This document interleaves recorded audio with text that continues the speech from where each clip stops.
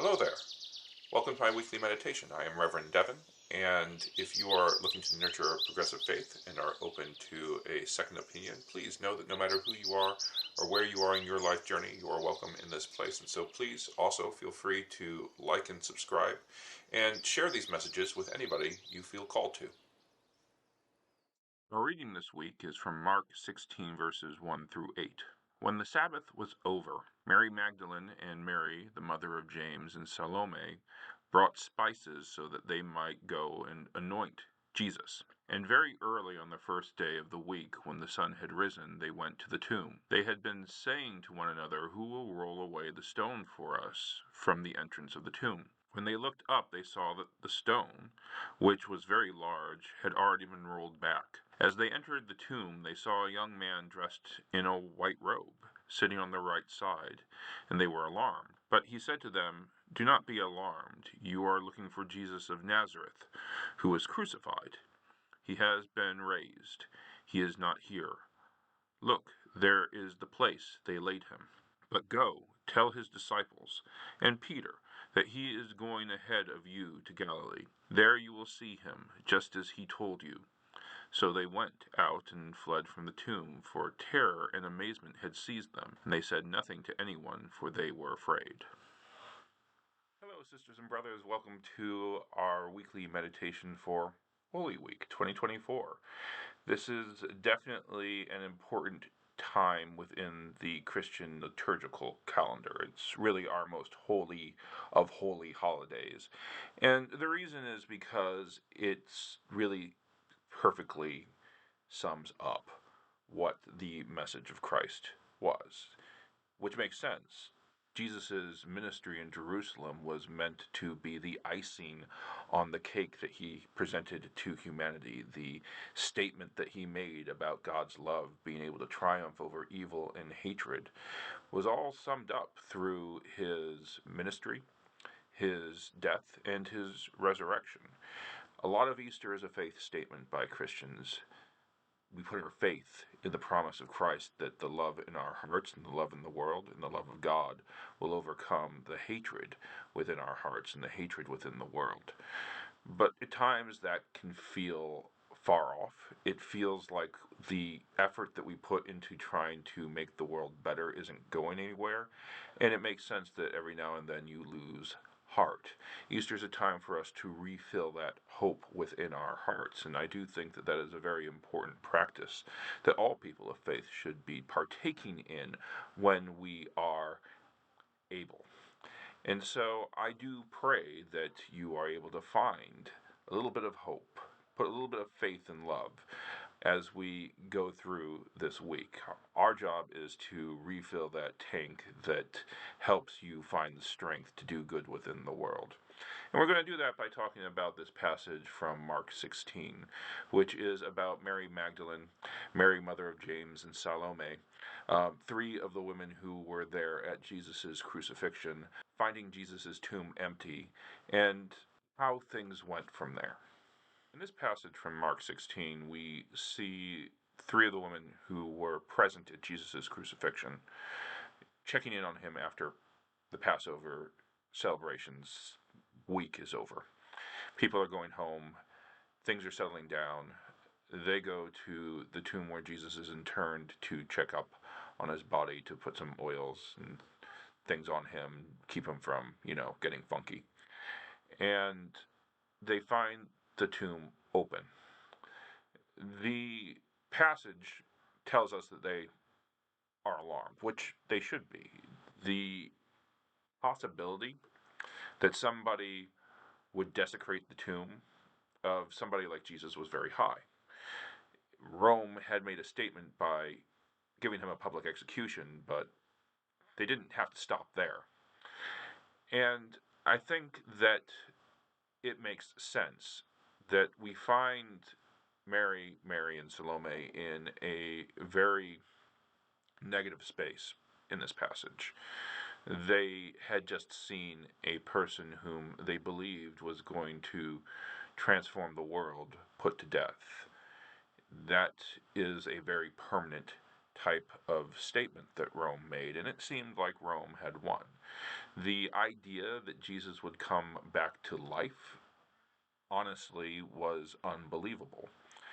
And so when they find this person sitting in the tomb, the idea is that this is an angel.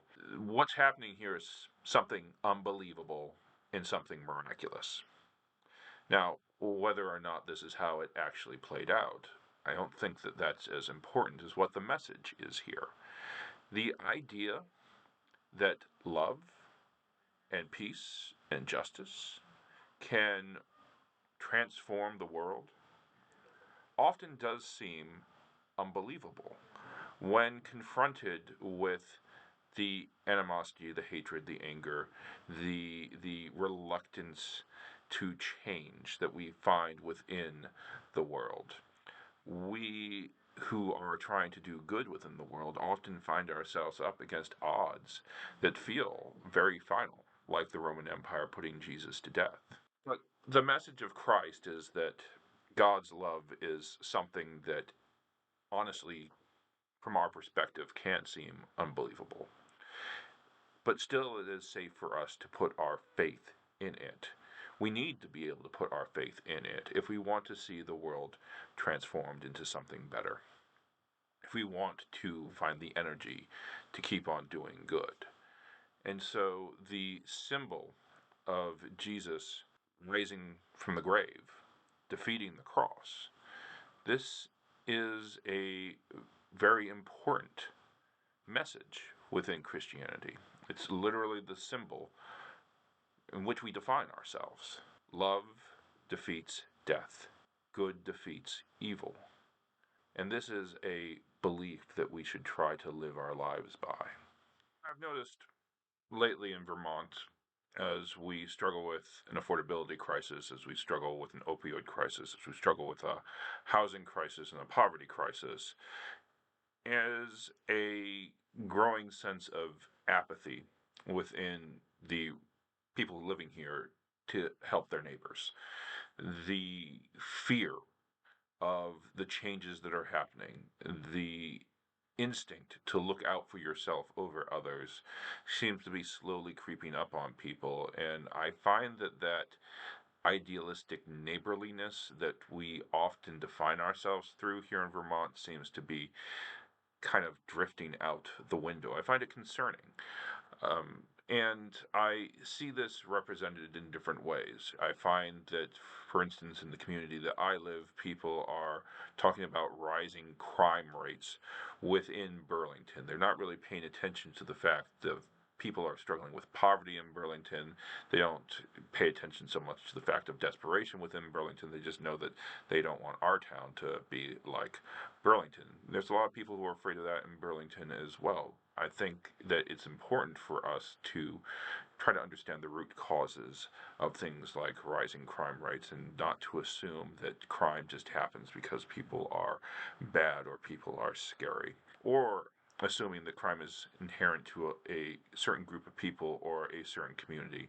I find a lot of people blaming things like rising crime rates or the crime that they're seeing on the news on the increase in diversity here within the state. We're still 95% white, but it was only 1% when I moved here, so it's a noticeable difference, and I recognize that people are afraid of that, and that fear impedes upon our love. I see that as poverty and homelessness grow more and more out of control, people are less inclined to give. They are less inclined to divert resources, not just on a local level, but on a state level, to things like an overdose prevention center, things that could have a institutional difference in helping to make it so people are less likely to die from using, or people are less likely to leave things like sharps in playgrounds or on church properties. I find that as we struggle with things like housing affordability, people are like, oh, well, we just need to lower taxes. And they say that like it's a mantra, not keeping in mind that We are not proportionately taxing people based off of their income. Rather, we are just cutting spending that could be used to help other people. We find ourselves, as things get tough, focusing less on the needs of others and more on the needs of ourselves. We find ourselves less interested in exploring the root causes of our problems, but rather trying to find simple solutions. And we see this inclination to run away from our problems in Holy Week. We see it as the disciples ran away from Jesus. And we see it reflected in Mary and Salome through the despair that they had going to the tomb, feeling like it was over, feeling like there was nothing left to do. But Jesus, throughout this week, never gave up on human beings. He never gave up on God. Even as he was put to death, he forgave humanity. Even as he was suffering, he paid attention to the reasoning behind why we fail to be loving, why we turn away from God. And Jesus understood that we struggle to let love within the world. But that didn't stop Jesus from overcoming that struggle, from doing what he had to do, and showing us that love can be stronger. Ultimately, what Holy Week shows us is that it's easy to say you love Jesus. It's easy to say that you're following Jesus. It's a lot more difficult to actually do that. And as we look around the world and we see the state of things, it's very clear that when it comes to actually looking at the problems that are facing us within the world, most of us are running away from Jesus than running towards Jesus. Most of us are choosing to hide our love as opposed to share that love. And we're seeing it in Vermont today.